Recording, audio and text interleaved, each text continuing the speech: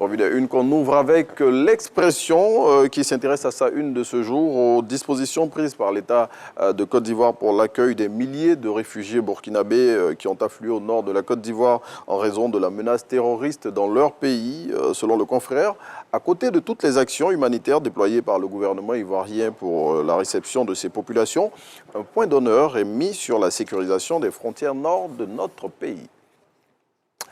On s'intéresse au quotidien Le Sursaut qui, à sa une de ce jour, révèle que l'État de Côte d'Ivoire a décidé de mettre un terme aux activités des entreprises de VTC qui proposent des offres d'investissement aux populations. Selon le confrère qui cite le directeur général du Trésor et de la comptabilité publique, Jacques Konan-Assaoré, ces structures qui ne proposent aucune garantie sur la sécurité des fonds collectés auprès des populations sont des variantes de l'agro-business.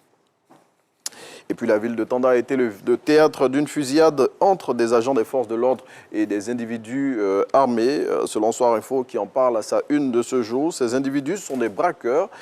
C'est suite à une série d'opérations qu'ils venaient de mener sur des populations de cette ville du nord-est de la Côte d'Ivoire qu'ils ont été pris en chasse par des gendarmes de l'escadron de Tanda. Et le confrère souligne que l'un de ces kidams a été appréhendé par les agents de la maréchaussée.